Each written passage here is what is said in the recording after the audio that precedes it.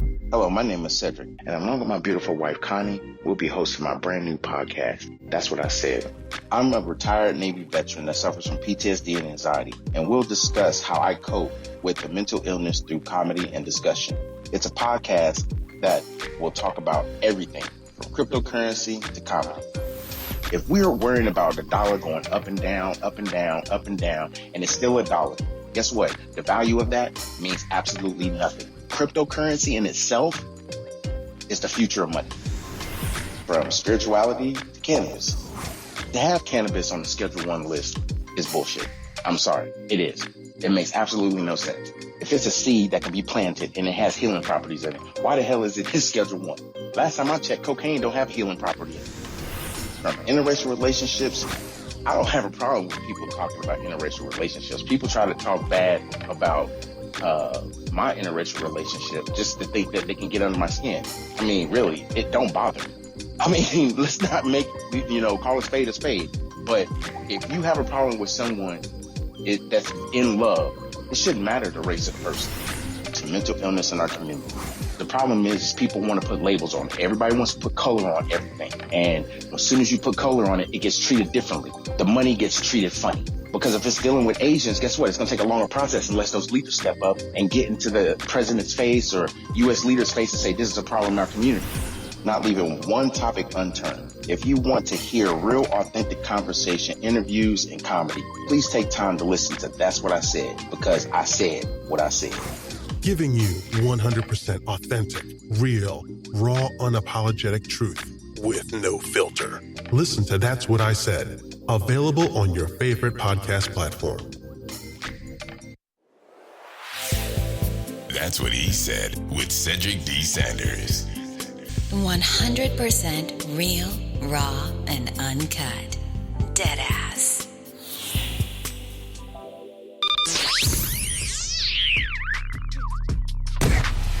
Welcome to another episode of That's What I Said with Cedric Sanders. Giving you 100% authentic, real, raw, unapologetic truth with no filters. This broadcast starts now.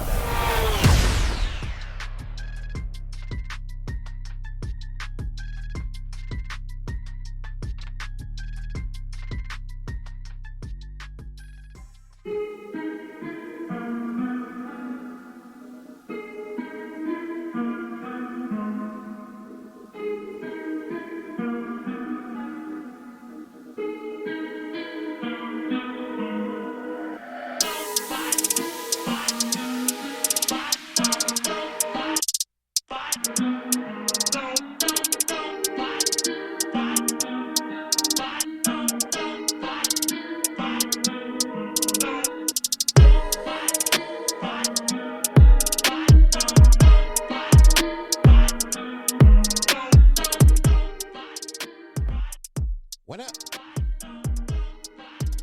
What's good? It's Tuesday. Let's get the elephant out the room early, first and foremost. Cut this music down. Let's get this elephant out the room. So last week, I was supposed to do a podcast, and I fell asleep.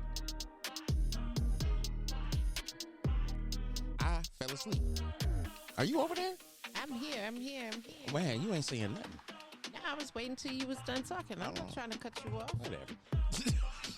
Yeah, okay. We both were asleep. Are you bullshitting? I was just about to say, both of us. So, fell yeah, out. we was. I think it was the heat. It was.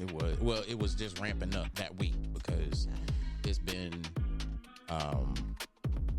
Hades since last week. I mean, and it's still going on. It's supposed to be 97 here tomorrow. So, yeah. But anywho, peace and love to y'all. Yes, thanks for tapping in and tuning in and catching us on this Tuesday evening. We appreciate the love and support from everyone. Yes, make sure y'all hit that like button and y'all do it a lot. And make sure that y'all subscribe. YouTube, Facebook, it doesn't matter. I'm on all platforms. That's what I said. Make sure y'all subscribe. Really appreciate it. And some of the things that people don't realize is that, you know, when you actually like and share people's podcasts, it actually is an upfilling of different algorithms that happen when you're able, to share and like, because now it's going through a different filter system. It's going through a different friends list. So it's not the person that is doing the live friends list. It's going to be going to maybe yours or other groups and things of that nature. But anyway, Yes. What's been going on? Aside from it being hot, yeah, I got nothing. Like, I'm over here sweating because my computer puts out so much heat, and then everybody would like to say, "Oh, well, you have to have fans. That helps cool it down." Well, yeah, you're right. This is the problem. I got all these lights. yeah, And the sun is on this side of the house. I was just gonna say the sun is beaming on this side of the house too. So, And plus, I got 2 video cards that just angrily push out a lot of heat. So it is what it is. So anyway, yep. I hope that everyone is enjoying themselves. If you're not experiencing this heat, that's good. If you are, stay cool. Do what you got to do, because this weather is not for play right now. No, definitely not.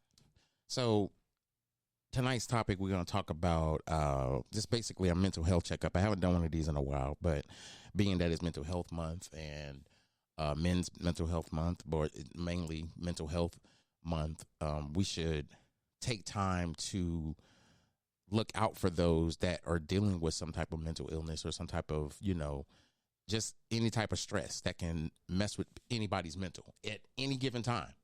Right. And I'm not saying you're supposed to babysit these people, but have empathy and care. Absolutely. So sometimes you really got to look out for people. I'm not saying that you got to stop what you're doing to make a conscious effort to check on people. What I'm saying is if you actually say that you friends or these people are family, and you call them bruh and sis and all this other shit like that, are you checking on them? Are you texting them? I'm not saying you're supposed to do it every day. I'm not saying you're supposed to do it every week. But are you truly their friend? Are you truly a bruh and sis? Are you really checking on the people that you say you love and care for? Or do you have an expectation they're supposed to check on you? Mm-hmm. And yeah, we ain't gonna talk about that shit because that. Well, I think we need to talk about that, and the reason why is because some people do have that expectation, and there's others that are like they're in their zone, and it just doesn't register with them, especially if they're undergoing some type of stress or mental health situation themselves. So they don't always pick up the phone to text or whatever. They're in a silent zone almost. Well, I think a lot of times people get into a comfort zone with their own stress to where they don't want to burden, quote unquote, Right. burden other people with their problems. And I get it. But I think a lot of it is misinterpreted because, like for me, I'm somebody that will never put my own mental on anybody else. But if people know I haven't been like online or haven't been doing anything, people will check on me and be like, "Hey, I haven't heard from you. You good?" And I'll be like, I'll be all right. I'm dealing with some shit, but I'll be fine. And to me, that's enough. The fact that somebody just took the initiative to check on you and say, "Hey, I ain't heard from you. Good." Mm-hmm. But I'm not asking somebody in a while or whatever. Yeah. Right. But I'm not asking somebody to be Dr. Phil. Oh no. Okay. I don't need somebody to come over here and be like, "Oh, you should do this. Oh, you should do that," and blah blah blah. And I get it. You're being helpful and you're trying to, do the best you can to help someone in the situation. But I also think that it could be overbearing sometimes, because a lot of times we get into our own heads about whatever's going on, and we overthink, we're overprocessing, we're doing all these things mentally that we know we're not supposed to do, but that's just the road we go down when we're dealing with certain things, regardless if you have to, you're dealing with PTSD, you're dealing with anxiety, depression, you go into these deep cycles of deep thought of things you can't control. Yes.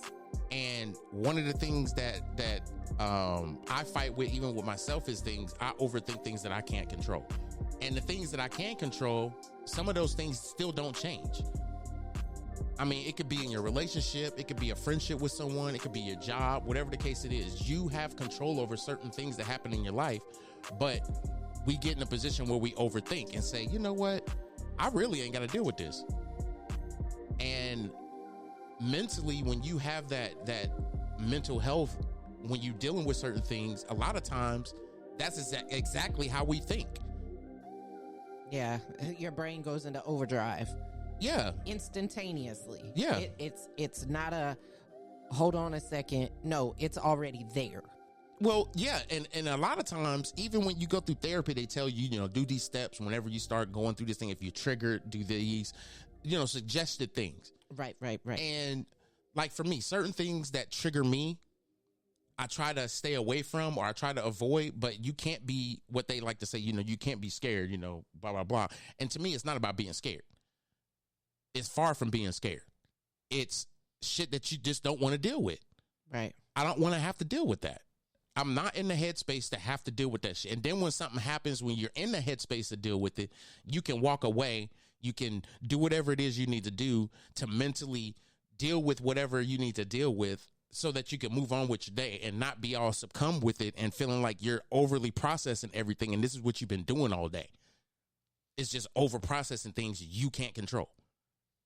You can't control other people. You can't control other people that don't care necessarily about where you are mentally. And you could be open about to these people, and guess what? They don't care because it's not them.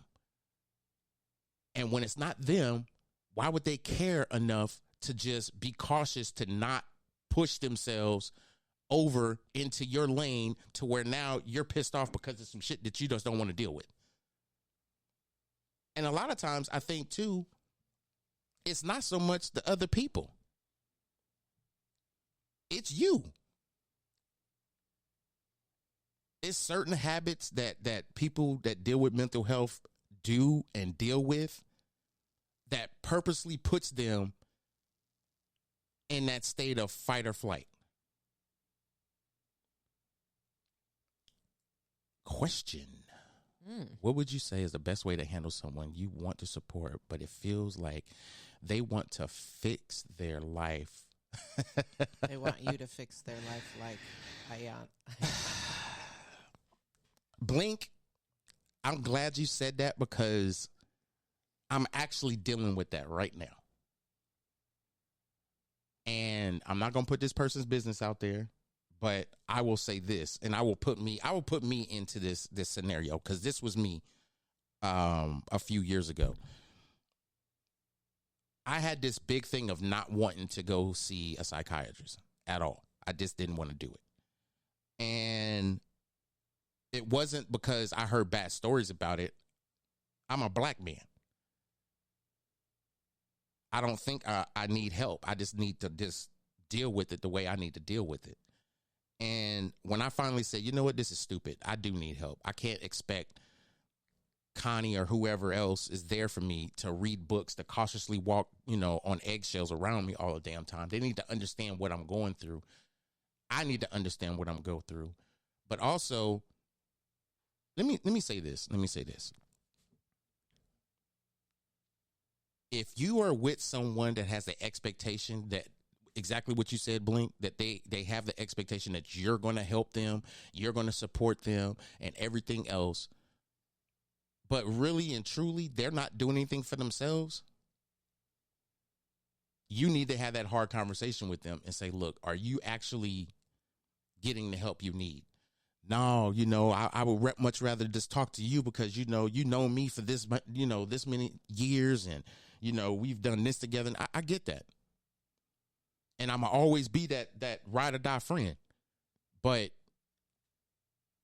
I'm not somebody that you can rely on at 2:00 in the morning when you're having a crisis, there's certain things that you have to be able to put yourself through, I think, to calm you down. Yes, sometimes you might need your friend and everything else, but what are you doing for you?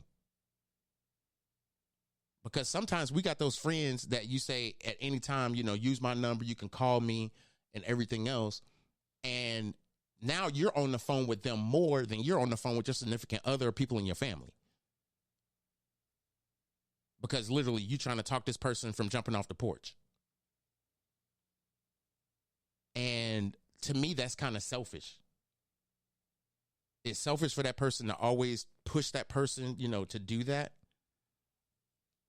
And that's just my experience, Blink, from what I was dealing with and still progressively deal with today. I don't know, ain't tripping on no typos. I can read. I was a secretary, or I shouldn't say that. I did administration. So all I did was look at documents and correct them on their English and jargon. But something I had to realize, in 2017, even before that, when I was living in Florida, right after I retired in 2013, I was like, what is this? What is going on? I realized I was drinking too much. I had insomnia real bad. I didn't want to go to sleep because of nightmares. Some nights I don't want to go to sleep. Like last night, I did not go to sleep until 2:00 in the morning because I just couldn't go to sleep. And a lot of it was because I was overthinking. I had a bad dream earlier when I had just fell asleep, and it was putting me back into that fight or flight, or me not feeling like, I would say that it made me anxious. Like I had a dream that made me anxious, and I got up and it was hard for me to go back to sleep. Eventually I did, but that was stuff that I was going through back in 2007. Well, before then. Yeah, I was dealing with it more so in 2013, 2014. Mm-hmm. But it progressively got worse when I moved to Washington State. It just progressively got worse. So what I try to tell people is just based off my experience. I would never tell someone how to deal with their own, mental illness or whatever like that. But you need to have a good circle. First and foremost, you have to have a good circle. There's got to be people outside of the medical industry that you can talk to. And you want to tell them exactly what you're telling them at your, psychiatrist's appointment. But at the same time, you want to have that open door of honesty to where you can have those conversations and have that comfortable space. Yeah. And make sure it's a no judgment zone. Well, because, yeah, you're right. But dealing with mental health, you feel like you're being judged 24/7, 365 by anybody and everybody that you come in contact with. Not true. Well, that's true partially. Yeah, you do feel that way, but right, because as soon as you want to speak on what's going on with you, when you're talking to that supposed to be support person or what have you, mm-hmm. you feel like they're judging you instantaneously based on what you're talking about. I'm gonna be honest with you. I got to the point as the years progressed that my first thing I say whenever I talk about my mental illness, and it's very rare that I really get into details about why. I've gotten to the point where I'm almost comfortable talking about it. Not everything, but I talk about it. I talk about certain things comfortably enough to where I can explain what it is and explain it in such a way that it's not going to trigger me or bother me. But I open the conversation, says, if you're a judgmental type person and you're going to feel some type of way because of what I'm telling you and you're going to think I'm crazy, then I'm not going to continue this conversation. Because it's more stressful for me just to open my mouth to say this and open my heart to say this because I trust you. At least I think I do. Right. And if I can't trust you, then who can I trust? because you supposed to be my bro, you supposed to be my sis, you supposed to be my best friend, or this, that, and the third. And we know how it is in our own different communities of people that say we cool, or that's my brother, or that's my sister, or that's my best friend, or hi friend, or whatever the fuck it is that people say nowadays. Right. But I cautiously tell people, and I say cautiously because everybody's got feelings, and you got to make sure that, you know, you don't rub people the wrong way. But when it comes to mental illness, I just don't want people to feel like they have to walk on eggshells when they're around me. That's never something that I've wanted to do. I tell people openly and say that I'm not comfortable going there. Case in point. Yep. We have a friend of ours that can get tickets at a very affordable rate, and they're in very great seats. And I'm from Kansas City. I'm a Kansas City Chiefs fan, and they're playing Atlanta in September. It's a night game. I said, no, I can't do it. And everybody's like, you scared? What the fuck is wrong with you? No, I ain't scared.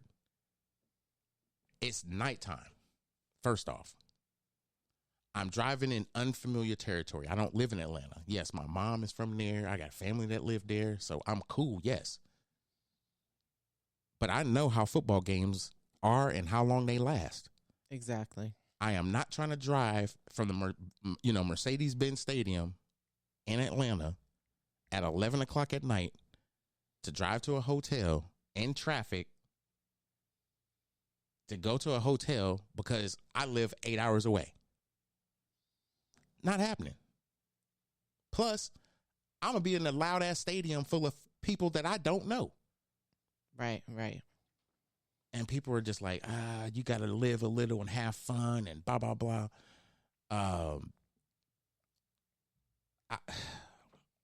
It's hard for me to even talk about sometimes because I think people are selfish because they think about themselves and how great their mental is and not what other people deal with.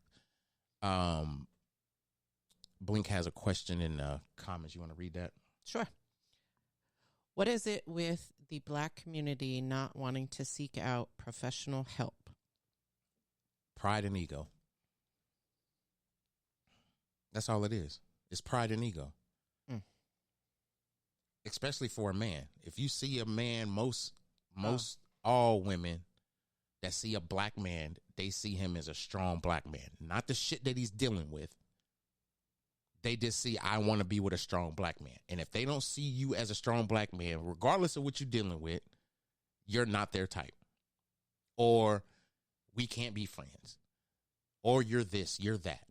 So now that stigma has pushed off mentally on a lot of black men and black women to where they don't want to open up to people because they don't want to be judged. Mm-hmm. They had this whole, like, everybody knew me as outgoing, going to the clubs, partying, dancing, doing all this shit. I don't do that shit no more. And it's not because I'm old. I just don't like being around a bunch of people. People are fucking stupid sometimes. Right. And to be honest with you, I can't stand people looking at me weird because I don't want to be around a bunch of people I don't know. Absolutely. And I think a lot of it, to be honest, is not just the upbringing, it's how much support are you getting from your family when it comes to mental illness, and how much support are you getting from your friends? Because people will weigh that and say, I get more support from people I don't know on Facebook when my own family don't even support me. And see, a lot of people don't know this, but I'll open up on this podcast. I didn't tell my mom and my brother that I dealt with PTSD and anxiety until I moved to Virginia. Right. I've been retired since 2012. I was diagnosed with PTSD and anxiety not until 2016. I had a whole 4 years where I could have told them I wasn't ready. I was still trying to deal with it myself and try to understand, like, why am I always triggered by this? Why is it I don't like going to the beach no more? Why is it that I haven't been fishing? Mm-hmm. And it's like, it's like, man, I know you talk about fishing. You want to go fishing? No, I don't. Not with you. And it's not them that I have any problem with them. I don't trust them. Right. There's friends that I talk to a lot. I trust more than people that I've known for years. There's people that I probably have been friends with for 3-4 years.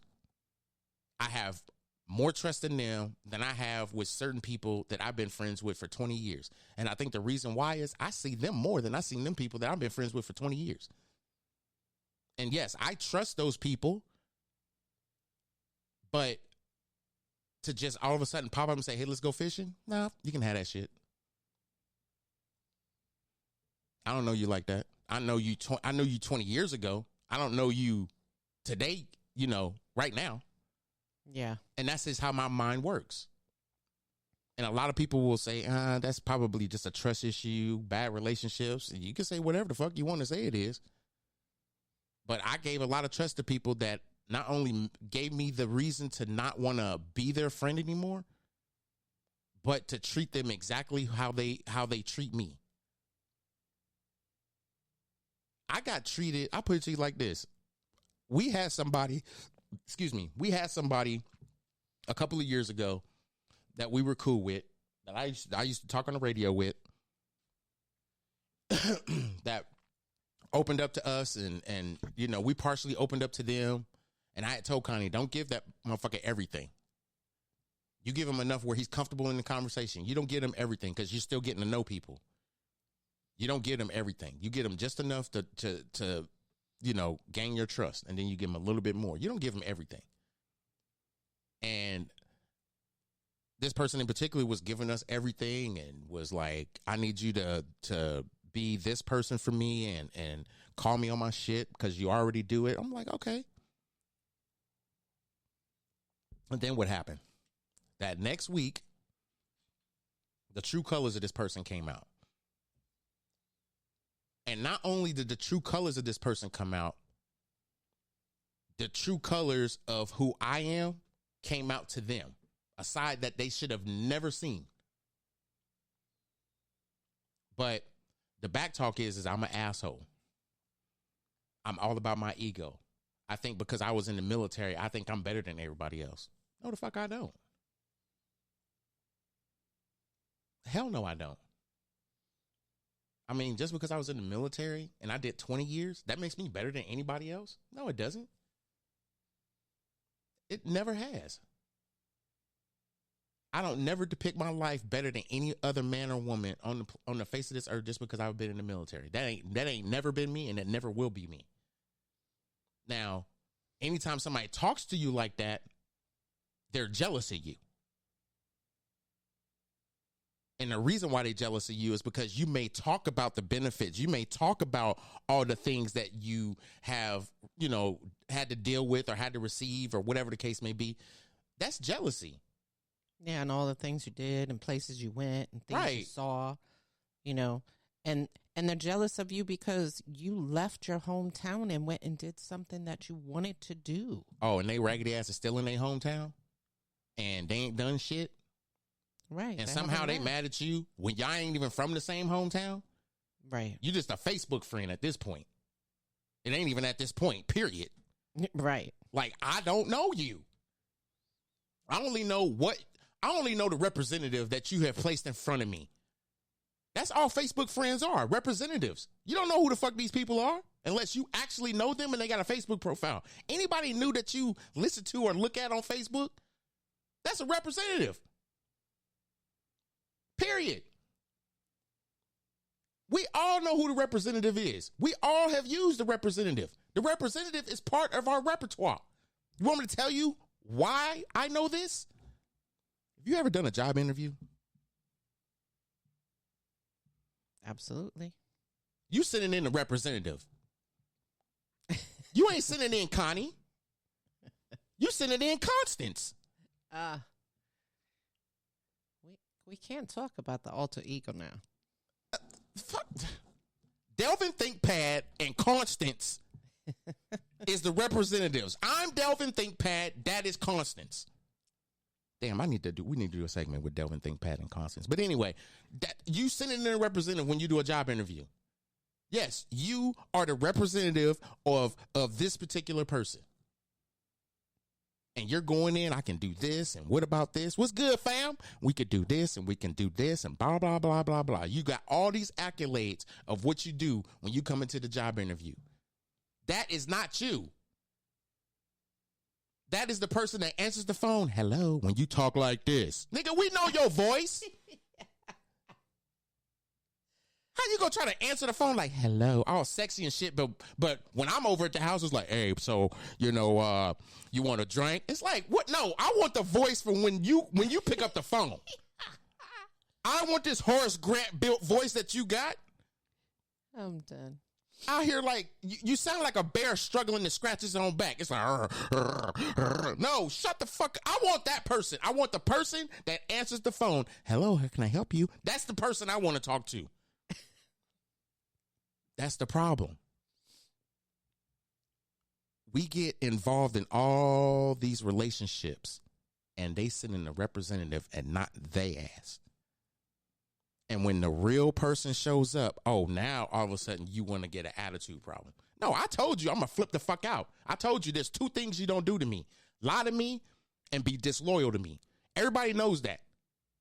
Everybody that's known me for years, and if you don't know, now you know. Don't ever lie to me. And don't ever be disloyal to me because I'm probably the loyalest dude ever. I will stick around even when your shit stink. I'm going to stick around. But when it gets to the point where I'm like, nah, this is too much. I'm out. I'm all the way out. Ain't coming back. You can talk all this shit on Facebook, social media, all that. See, that's what's so sick. Y'all making me go down this mental health lane to talk about shit that needs to be talked about. Because that's what happens, though. This is church. That's what happens, though. This is church. People talk about everything online behind the computer screen instead of talking to themselves. No, they online gangsters. That's what it is. They online gangsters. They can get in there and finagle the keyboard and say whatever the hell they want to say to sound tough. But then when it comes down to the situation, they ain't showing up.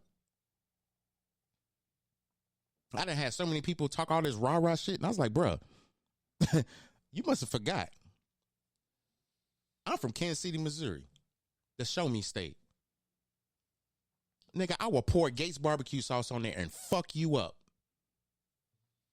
And that's not a threat, that's a promise. I know how to protect myself, but one thing you're not going to do is discredit my ability and who I am as a man. And I think that's a lot of going kind of not getting off track, but to have that conversation when it comes to mental health is you're going to protect your mental health. You're just not going to deal with the representative, because when you deal with mental health, that person don't have a representative no more. Nobody sees the representative for me. Cedric Dwayne Sanders is who he is. That's who I'm on business every day. It don't matter if you call me, text me, whatever. You're going to reach the same Cedric every time. When I answer the phone, what's up, pimpin'? What's good? That's what you're going to get. You ain't going to get no, hello. Hey, how you doing? You ain't getting that. You ain't getting the sultry voice that I used to use in the Navy. You're not getting that. You're not getting. I am done. You're not getting squadron name Chief Sanders speaking. How can I help you? Uh-huh. Hey, what's good? Say what's good. Chilling. What's good, man? How you doing? Uh-huh. Everybody know me. Connie will tell you. Uh-huh. It's real. He used to do me like that all the time. Every time she called me, I'm like, hey, what's up, Connie? Boy, stop talking to me like that. Like, what? This is how I talk. What the fuck's wrong with you? Nah. You act like you don't know me. No. The talk that you had when we was over at PSD. Right. When you was at my desk with your high-pitched, what's his name? Chris Tucker voice. Uh-huh. No. You was getting deep voice Larry. That was my alter ego, deep voice Larry. And can switch it up quicker. Oh, I can switch that shit up. Don't get it twisted. I will code switch that bitch real quick. Don't get it twisted. But so ridiculous. But on a serious note, I think people don't realize that when you have mental health, you don't have a representative no more. That personality is gone. You don't have multiple personality. It's just you. It's not about your ego. It's not deep voice Larry. I'm dead ass serious. What's going on? The quiet storm. But you don't have that no more. Your ego isn't. I put it to you like this. When someone tells you that you're living in your ego, and I'm not saying this as a pun or anything else or as an excuse, I can only speak for me. I don't live in my ego. I don't have a representative for me. My representative is me. I have to stand on my own business. I don't answer the phone in some kind of way to where people need to hear that professional side of me. No, this is what you getting. I ain't trying to get no job interview. I ain't trying to get none of this. I got a business doing my podcast, and the only thing that I'm really trying to do is get funding for that so I can keep it going. But I use my own money for my podcast and everything that's associated with it and all the podcasts that I do. I pay for that because that's what I want to do. I see success not just from me, but for everybody that's associated with anything that I do. My brother Vegas sent me a text message and said, thanks for the motivation. I didn't even do shit. All I did was tell him the truth. Like that ass. I told him the truth. I love this shit. Keep it going. Get your copyright and your trademark. Do what you got to do. That's what that's what people get. But see, people don't want to take that reality and use it for their purpose, for what they need to use it for. Yeah. If you're asking somebody for advice, why are you mad when it's not the advice you want to hear? Help me understand that, please. You asking for advice, but yet the answer you get is not what you want to hear. Then you're not prepared to ask that question.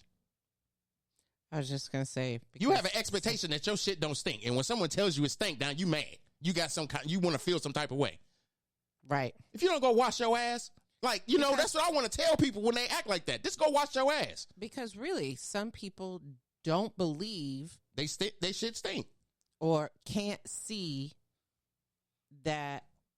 They think everything is going to work. That's what it is. Yeah. You're right. They think everything's going to work. Men and women alike. They think everything is going to work. And true. Just like Blink said, it's not just men. No. I know some women, especially, in our parents' generation. My mom is upstairs. Mm-hmm.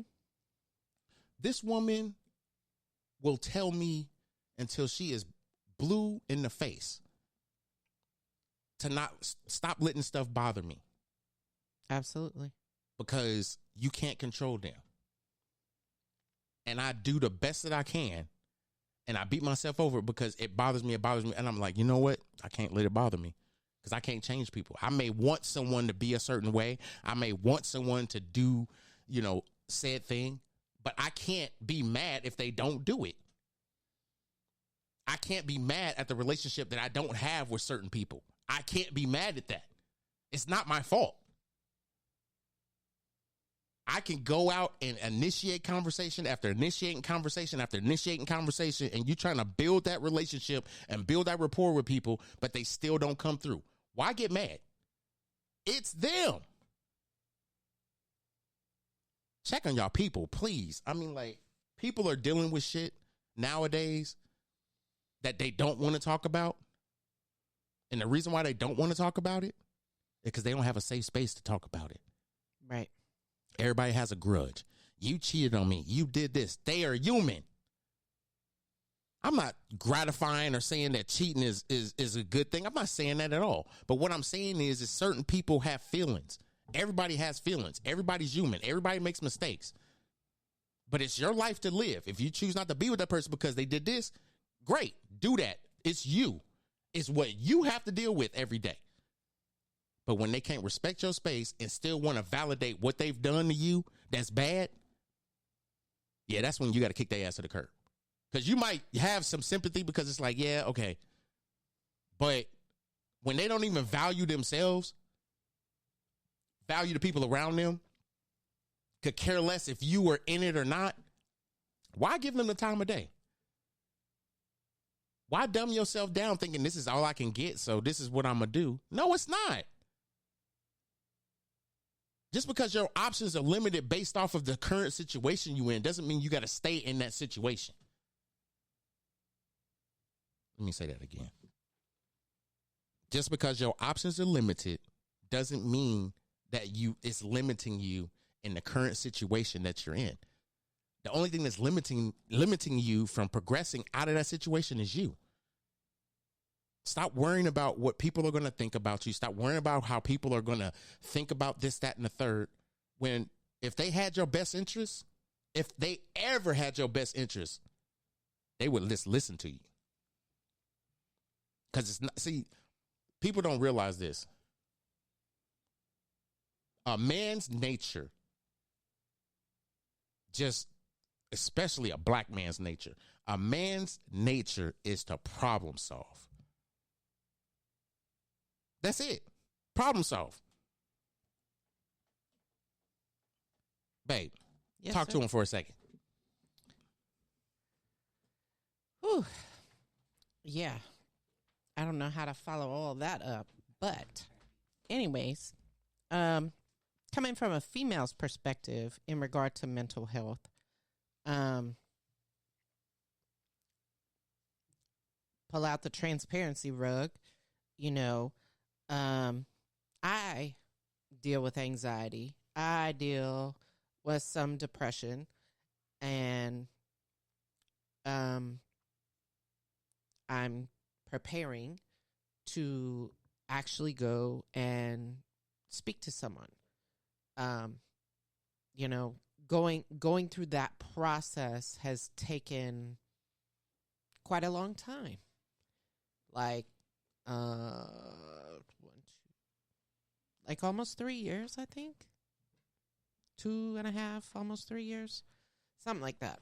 Anyways, so, you know, when Ced was talking earlier about making sure that you check on your people, you know, you don't have to divulge everything, but make sure that you have your support from whether it's family or friends or both, and make sure you reach out to them, and if they reach out to you, you at least respond back. Right.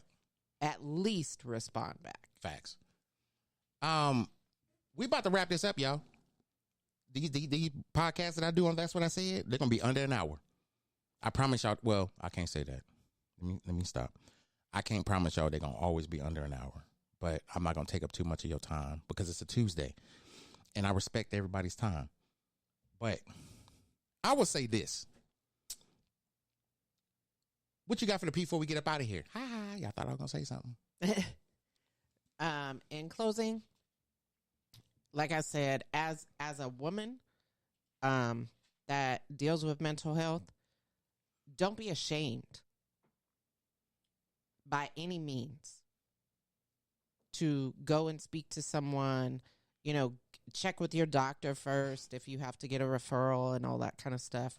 But don't be ashamed, ever. Have a fabulous rest of your week, and we'll be back next week.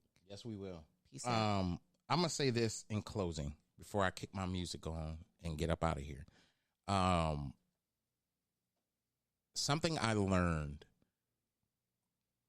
a couple years ago, before actually was when we first got to Virginia. I learned that every community, and this is racially, black, white, Asian, whatever, every community is treated differently when it comes to mental health. And that goes along the lines with just black community, white community, military, police officer, first responders, things of that nature. Everybody's community is treated differently. People have that expectation because you worked in the hospital and you're a police officer that you deal with PTSD because of things you saw. Guess what? There's people out here normally that have never been a first responder. They work wherever they work at, live where they live at, and have dealt with PTSD. Rather it's domestic violence, rather it's sexual assault, whether it's murder, shooting, someone get killed, just whatever. Everybody's mental health is all the way different. I had to realize that the black community has always been pushed to the corner when it comes to mental health. And a lot of it has been our own people. There is so many psychiatrists and mental health advisors and advocates out there that want to help, and they're black. They're black. And we just can't take the time to admit that I need to talk to somebody. Guess what? There's somebody that looks just like you that's willing to sit down with you and talk to you, if that is your vibe. My mom is this way. She will only, when we go to stores, she will only talk to the black people. She grew up in Georgia in the 40s, in the 50s, early 60s. She's been that way her whole life. But you know what? She love her Connie. She love her some Connie. Yep. And my wife is white. She loves some Connie. So we need to understand and navigate through these communities that we're associated with and in, especially if we want to help and try to provide that help, regardless of what it is. Just be helpful. I hope this podcast is bringing help and wellness to you. This Sunday at 6 p.m., I do another podcast called Boys to Bourbon. We're going to be talking about going vegan, healthy eating. I'm looking forward to this podcast because I'm in my transition right now on a healthy journey, as long as my wife is and everything else. We're on this journey right now to try to eat healthier and be healthier and do things that we need to do. As we getting older, we're just like, let's not wait until we get the call from a doctor saying, hey, you need to change it. No, let's do it now. Let's do it right now. And we got 2 guests that's going to come on with the already heavy panel of myself, Paul Law, Jabin Wells, and my brother Vegas Hill. So it's going to be about 6 to 8 of us on the panel, and we're all going to be talking about healthy eating and healthy habits as not just black men and women, but as a whole. It's going to be focused on black men and women because I'm black. We're black. So make sure y'all tap into that. Follow me on my Facebook page so you can get notified when we go live, regardless if it's That's What I Said or Boys to Bourbon. I appreciate y'all. I really do. I hope that y'all can really stay cool because it is hot as hell out here. And I might be disappearing for a couple of weeks because my granddaughter's coming down here. She'll be here in July. Shout out to my brother Kevin. He got Man of the Year at his church. He will be receiving that on this Saturday. So we driving up to there this weekend. But peace and love to y'all who's dedicated to listen to That's What I Said. I appreciate the love. I really do. Make sure y'all share, like, and subscribe to the YouTube. My brother Vegas Hill is in the building. What's good, my brother? And we up out of here, man. We good. We gone. Peace out.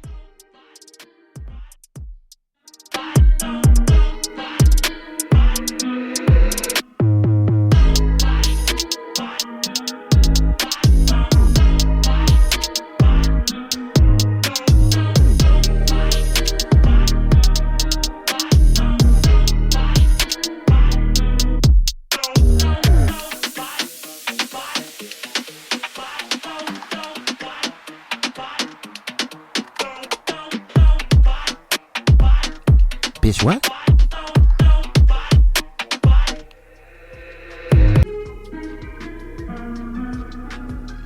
Thanks for listening to another episode of That's What I Said with Cedric Sanders. Make sure to like and subscribe to the show on your favorite podcast platform so you never miss an episode.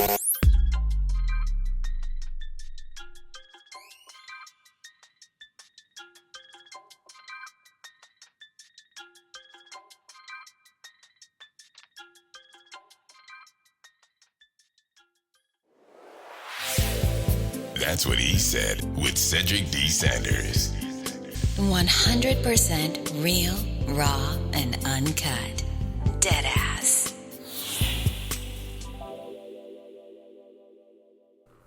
Bitch, what? You eat ass with a baby spoon.